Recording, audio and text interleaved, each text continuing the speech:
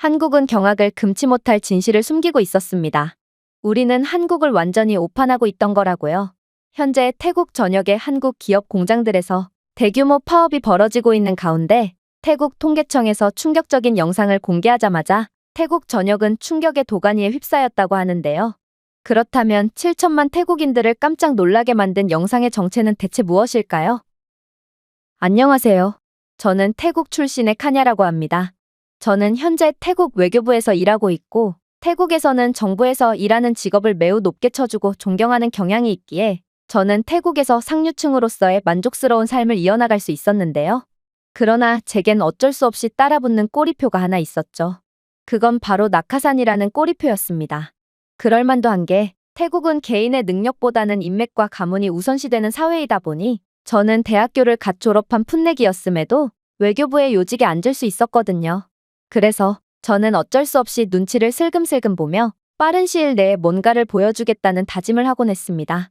그러다 드디어 제가 뭔가를 보여줄 수 있을 법한 대형 사건이 터지게 되었어요. 그건 바로 태국 정부가 한국에 대한 보복을 시작했고 또 태국인 노동자들도 이에 동참하여 한국 기업을 완전히 묵사발 내고 있는 상황이었는데요. 태국인을 먼저 차별하고 태국에 대한 갑질을 이어나가던 한국은 이제 그 업보를 그대로 돌려받게 된 셈인 것입니다.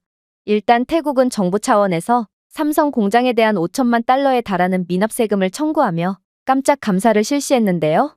보통 이러한 감사는 거의 이루어지는 법이 없지만 태국 정부는 징벌적 감사를 통해 삼성전자를 공격했고 삼성이 항소를 하자 추가 벌금까지 부과했기에 삼성은 총 8천만 달러에 달하는 세금을 내야 했습니다. 이번 한 해 동안만 해도 이런 식으로 감사를 받은 한국 기업은 약 30개에 달한다고 하던데 한국은 그야말로 태국을 우습게 보다가 된통 당해버린 거죠. 그러나 한국은 태국에 의해 괴멸적 피해를 입었음이 분명했음에도 태국에 대한 어떠한 사과도 하지 않고 절대 허리를 굽히지 않으려는 거 아니겠어요? 그래서 이번에 태국 세관은 모호한 수입 규정을 이유로 한국산 자동차 부품의 선적을 3개월 이상 보류했습니다. 이로 인해 현대차의 생산 일정이 지연되었고 단 3개월 만에 1천만 달러의 손실이 발생했죠. 이뿐만이 아닙니다. 한국은 태국이 얼마나 무서운 국가인지를 아직도 모르고 있는 모양인데 태국은 사실상 정부가 무소불위의 막강한 권력을 갖고 있는 나라고 국왕을 필두로 한 정부가 명령을 내리면 언론이나 국민들은 그에 순응하며 그대로 따르는 나라거든요. 그래서 태국 국영 언론은 한국 화장품 회사가 유해 화학 물질을 사용했다고 비난하는 기사를 쏟아냈고 결국 태국에서의 한국산 제품들의 신뢰도는 급감하며 매출이 60%나 감소하는 초토화의 결과를 이끌어냈죠.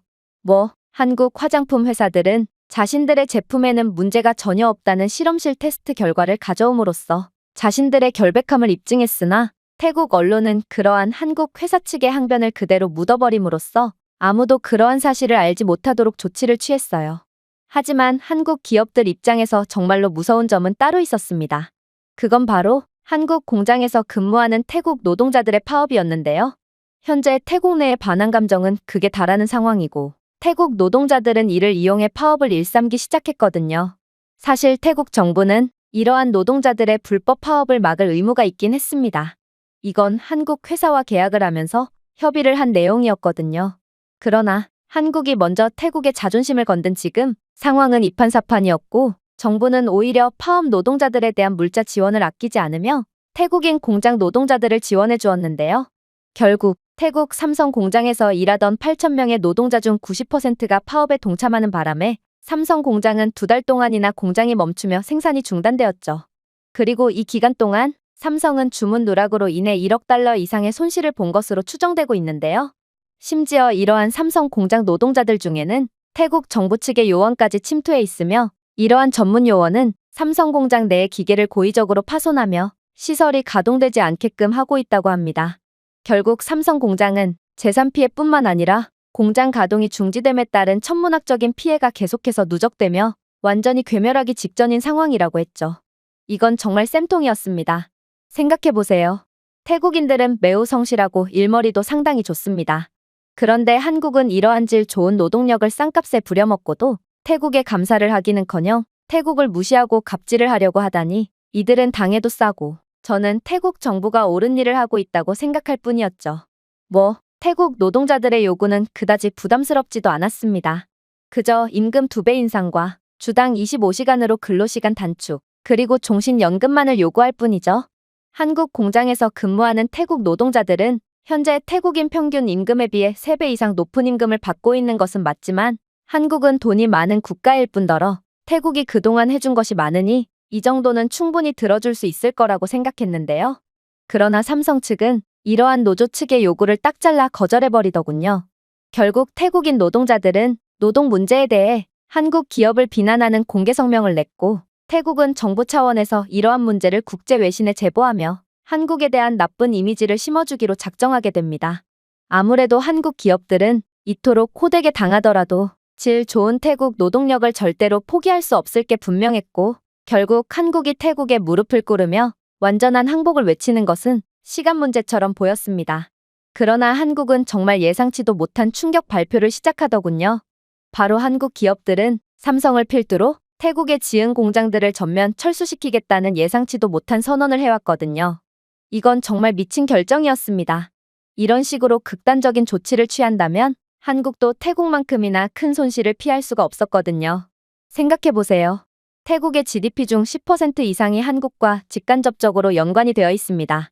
한국 기업에서 일하는 노동자들, 이러한 노동자들 덕분에 파생된 각종 일자리들, 한국의 연구개발 투자에 의존하고 있는 태국 기술 기업들, 그리고 한국 기업들과 계약하여 물건 납품 및 운송, 원자재 공급 등을 맡고 있는 기업들 등 사실상 한국은 태국인들 수천만 명을 먹여 살리고 있는 존재라고 해도 과언이 아니라는 것이죠. 그런데 한국이 이토록 갑작스럽게 태국을 빠져나간다면 이건 태국뿐만 아니라 한국도 큰 손실을 입을 수밖에 없다는 뜻이라는 것입니다. 태국이 산업 전반에 걸쳐 거의 모든 분야를 한국에 의존하고 있듯이 한국 또한 태국의 노동력이 아니라면 절대로 앞으로 나아갈 수 없을 게 분명하거든요.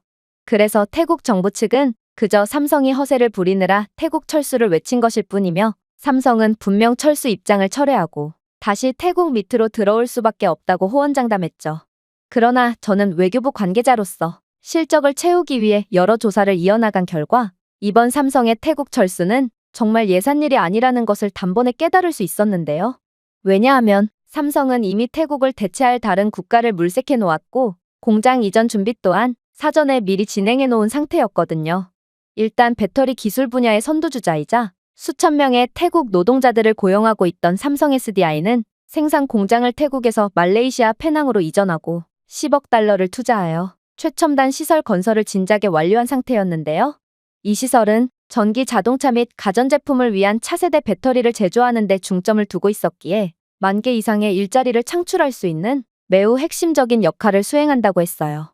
특히나 한국이 말레이시아에 세운 공장은 AI 기반 품질 관리 시스템과 로봇 조립 라인을 사용하여 생산 오류를 40% 줄였기 때문에 그만큼 삼성 입장에서는 새로운 최첨단 공장을 실험해볼 좋은 기회이자 더 적은 비용으로 생산을 이어나갈 수 있는 절호의 찬스였던 것이죠. 즉, 한국은 위기를 오히려 기회로 바꾸는 말도 안 되는 상황을 만들어낸 거고 한국은 태국과의 관계가 단절되어도 딱히 피해를 볼 일이 없다는 거였습니다. 하지만 악몽은 그저 시작일 뿐이었습니다. 삼성 SDI에 이어 삼성전자까지도 태국 공장을 전면 폐쇄한 뒤 말레이시아의 새로운 부지에서 생산을 이어나가겠다는 선언을 해왔거든요. 특히나 삼성은 이번 말레이시아에서 연간 3천만 대의 스마트폰과 2천만 개의 반도체 장비, 그리고 500만 대의 IoT 디바이스를 생산할 구체적인 계획까지 세웠기에 이러한 막대한 생산을 놓친 태국은 그만큼 괴멸적인 잠재적 피해를 보는 셈이었습니다.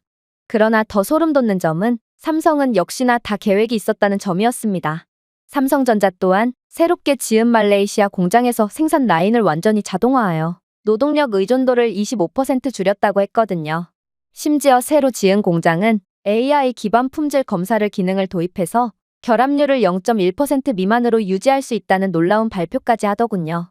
저는 한국은 그저 태국의 노동력 덕분에 발전한 국가로 태국 없으면 아무것도 할 수 없는 쓸모없는 국가라고 생각했지만 이건 완전히 잘못된 생각이었던 것입니다. 문제는 이렇게 지어진 공장에서 생길 일자리의 숫자였어요. 사실 태국이 가만히만 있었다면 삼성은 이러한 최첨단 공장을 태국에 지은 뒤 태국인 노동자들을 고용함으로써 직간접의 고용 효과를 낼 수 있었을 텐데요. 그러나 한국은 결국 말레이시아를 택했고 삼성전자가 짓는 새로운 공장으로 인해 말레이시아에 생길 직접 일자리는 1만여 개에 달하며 약 5만 개 이상의 간접 일자리가 추가적으로 창출되며 사실상 삼성전자만 해도 말레이시아의 GDP의 3%에 기여하고 연간 80억 달러 이상의 경제적 영향을 미칠 수 있다고 하더라고요. 당연히 이건 삼성전자 하나만이 불러올 효과이므로 다른 삼성 계열사들과 곧 태국을 빠져나올 예정인 현대 등의 다른 한국 기업들까지 추가된다면 태국은 완전히 경제 괴멸에 이를 것이고 한국 기업들을 유치할 국가는 그야말로 개를 탄 셈이었습니다. 저는 이러한 상황에 큰 충격을 받을 수밖에 없었죠. 도대체 한국은 어느 틈에 이렇듯 다른 나라로의 공장 이전 준비를 끝내놓은 건지, 이건 마치 한국은 태국 노동자들이 이러한 대규모 파업을 할 것을 예상이라도 한 것 같은 모습이었거든요. 하지만 한국은 생각보다도 훨씬 더 똑똑했고 또 매우 치밀한 국가였습니다. 저는 삼성 관계자가 발표한 성명문을 통해 한국이 어떻게 이렇게 빠른 공급망 다각화를 진행할 수 있었는지에 대해 알게 되었거든요. 일단 삼성 측은 이미 몇 년 전부터 태국 노동자들이 자꾸만 소규모 파업을 일삼고 게으름을 피우는 모습을 보고 진작에 공급망 다각화를 통해 태국에서 철수하는 것을 염두에 두고 있었다고 했는데요. 그리고 이러한 다각화 준비 중에 태국의 인건비가 급격하게 오르고 또 태국 정부가 외교를 하는 데 있어 객관성을 잃고 감정적으로만 행동하자 태국은 매우 불확실한 국가라고 판단한 삼성은 말레이시아 공장 건설에 박차를 가한 뒤 곧바로 모든 생산 기반을 옮겨버렸다고 했어요. 그러면서 태국은 옛날부터 뒤통수를 자주 치는 국가였다며 이번에 조금 손해를 보긴 했지만 아무튼 불확실성을 제거한 것은 차라리 장기적으로 봤을 때 이익이 될 수도 있다는 발언을 했는데요. 이러한 발언을 살펴보자마자 저도 모르게 삼성의 성견지명에 감탄을 할 수밖에 없었습니다. 물론 저는 몇 분 만에 정신을 다시 차린 뒤 태국을 배신한 삼성에 대한 분노의 감정을 다시 가다듬었는데요. 하지만 이러한 분노의 감정도 잠시 저는 사건의 전말을 조사하다가 삼성의 발언대로 태국은 그동안 아예 국제 정세에 대해 전혀 무지한 상태였다는 것을 깨닫고 다시 한번 현타를 느낄 수밖에 없었습니다. 왜냐하면 놀랍게도 태국이 한국에 갑질을 했던 것과는 달리 다른 나라들은 한국을 모셔가려고 안달이었거든요. 일단 베트남만 해도 한국 기업들이 베트남에 공장을 지어준다면 막대한 이익으로 작용한다는 사실을 아주 잘 알고 있었고 한국에 파격적인 혜택을 먼저 제안하며 삼성 공장 유치에 국가에 사활을 걸었는데요. 베트남은 삼성 공장 유치가 베트남 GDP의 5% 이상을 좌지우지할 수 있는 거대한 사업이라고 판단했고 한국 공장의 이전에 대해 15년간 법인세를 면제하고 수출 중심 기업에 대해서는 추가 감면 혜택을 제공한다는 말도 안 되는 혜택을 제안했다고 하더라고요. 심지어 삼성과 LG와 같은 첨단 기술 기업에 대해서는 기계류에 대한 수입 관세 면제를 먼저 제안했을 뿐더러 한국 기업들의 공장 설립에 직접 재정 보조금을 지급하여 건설 비용의 최대 30%를 부담한다는 미친 혜택까지 약속했죠. 또한 산업단지에서는 최대 20년 동안 대폭 할인 또는 무료 토지 임대를 제공하겠다면서 그야말로 국가적 자존심을 모두 내려놓고 한국 기업이 베트남이라는 국가보다 위에 있다는 것을 인정하고 바싹 엎드리는 모습을 보였는데요. 도대체 한국이 얼마나 강력한 국가고 한국 기업들의 공장이 얼마나 큰 이익을 가져오길래 그렇게나 자존심 하나에 죽고 못 살던 베트남이 비굴할 정도로 납작 엎드리며 말도 안 되는 혜택을 전부 다 퍼줄 수가 있단 말인가요? 그러나 이러한 말도 안 되는 혜택을 제안한 건 베트남뿐만이 아니었습니다. 인도네시아 또한 한국 기업 유치에 목숨을 걸었거든요. 이들은 한국 기업이 제조한 상품에 대한 수출 관세 면제라는 파격적인 제안을 했다고 알려졌는데요. 이렇듯 동남아 국가들은 어떻게든 한국 기업들의 공장을 유치하기 위해 바싹 엎드렸고 아무래도 한국 기업들은 태국이 상상했던 것 이상으로 엄청난 경제적 영향력을 가져오는 모양이었습니다. 이들이 태국에 있던 삼성 공장을 빼앗아오기 위해 이토록 노력하는 것을 보니 저는 태국이 지금 한국에 갑질을 하는 상황은 무언가 잘못돼도 단단히 잘못되었다는 것을 느낄 수밖에 없었고 만약 삼성과 한국 기업들이 태국을 완전히 떠나버린다면 태국에는 멸망만이 기다릴 뿐이라는 것을 어렴풋이 느낄 수 있었습니다. 저는 외교부 관계자로서 이제라도 한국에 납작 엎드린 후에 손이 발휘되도록 빌어야겠다는 생각을 안 할 수가 없었는데요. 그러나 저는 한국이 이러한 파격적인 조건을 제안받고도 결국 말레이시아를 선택한 충격적인 이유를 듣게 됨과 동시에 그 즉시 온몸에 소름이 돋아 선체로 굳어버릴 수밖에 없었습니다. 물론 말레이시아도 한국에 대한 10년간 세금 감면 혜택을 내걸었고 말레이시아의 지리적 특성상 글로벌 배송 경로가 매우 효율적이라는 장점도 있었지만 한국이 말레이시아를 선택했던 결정적인 이유는 한국은 뒤통수를 친 국가에겐 국물도 없는 국가였기 때문입니다. 베트남은 태국처럼 한국 기업을 상대로 갑질을 시도하다가 오히려 된통당하고 한국에 납작 엎드렸던 적이 있고, 인도네시아 또한 한국의 KF-21 전투기 분담금 10억 달러를 지불하지 않겠다며 입을 싹 닫아버리는 뒤통수를 친 국가였거든요. 한국은 개발도상국에서 차례차례 단계를 밟으며 발전한 국가라서 그런지 약자에겐 한없이 베풀어주는 특성이 있는데요. 실제로 한국은 동남아 국가들처럼 비교적 자신들보다 약소국들에게는 온건적이고 유화적인 입장을 취해오고 있습니다. 하지만 한 번 자신을 배신한 상대에게는 얄짤없는 태도를 보이며 두 번 다시 기회를 주지 않았고, 베트남과 인도네시아가 아무리 파격적인 조건을 들이밀며 한 번만 봐달라며 사정사정해도 들은 척도 안 하며 말레이시아를 선택했던 것입니다. 저는 한국의 이러한 무섭도록 단호한 모습을 보고 경악을 할 수밖에 없었습니다. 사실 그간 태국은 한국 기업에 은근한 불이익을 주며 불법적인 이익을 취해왔고, 태국인 노동자들이 파업을 한 것도 이번이 처음은 아니거든요.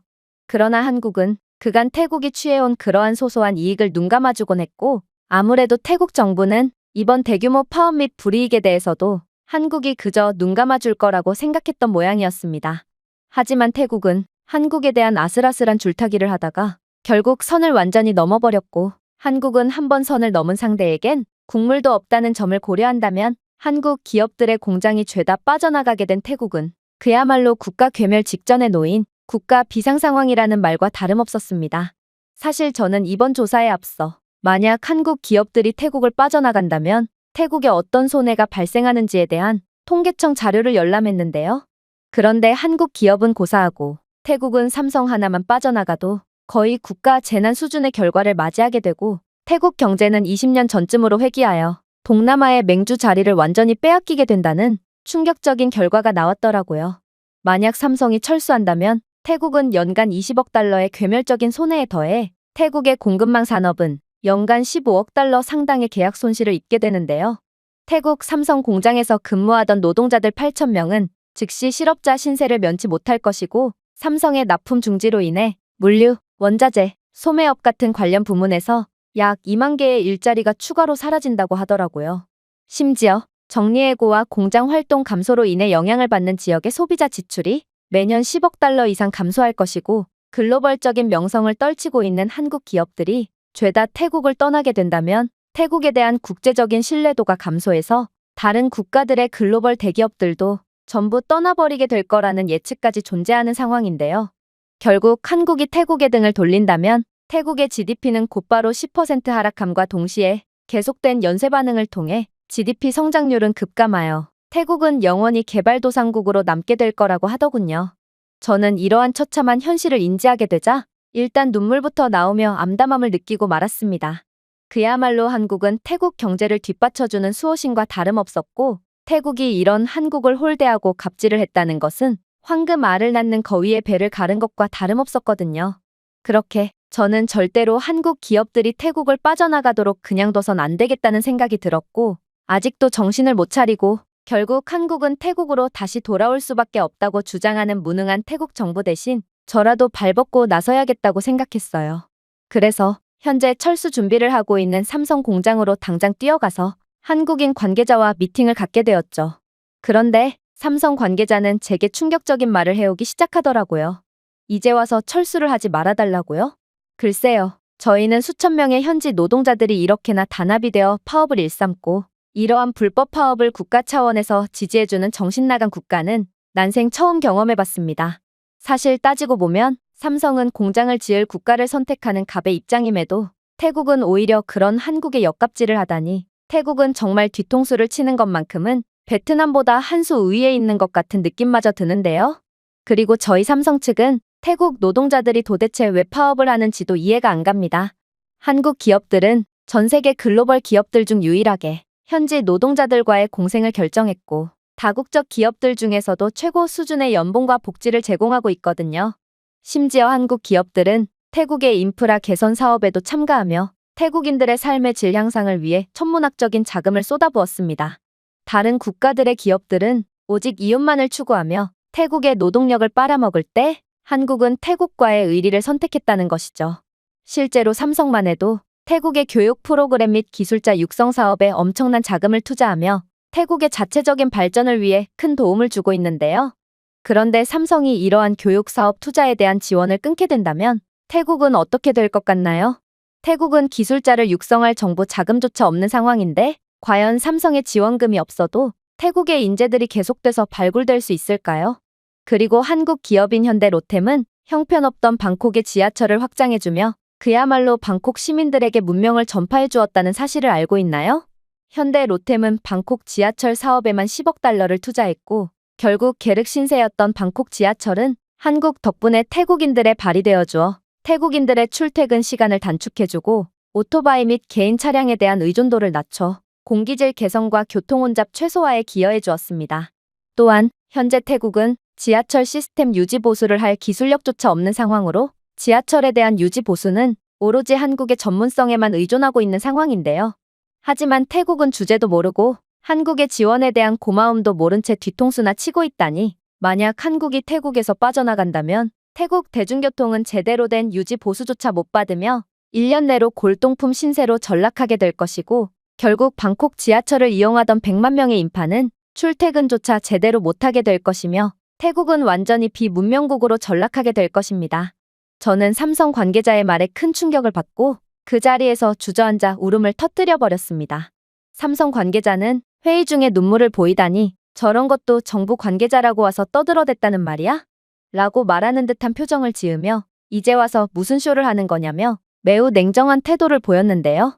역시나 한국은 한번 이빨을 보인 상대에게는 무자비한 몽둥이 찜질을 통해 버릇을 고쳐주는 국가였고 그런 상대에게 두 번 다시 기회를 주는 국가도 아니었던 것이죠. 결국 저는 아무런 진전도 없이 허탈하게 공장에서 빠져나올 수밖에 없었습니다. 그리고 앞으로 닥쳐올 충격적인 상황도 모른 채 탐욕에 빠져 눈동자가 완전히 돌아가 버린 한심한 태국 노동자들의 파업 현장을 보며 태국이라는 나라도 이젠 정말 끝이구나 싶어 한숨을 내쉬었죠. 제가 준비해온 내용은 여기까지입니다. 끝까지 시청해주셔서 진심으로 감사드리며 여러분들의 구독과 좋아요, 알림 설정은 영상 제작에 큰 힘이 됩니다. 이상 세모튜브였습니다.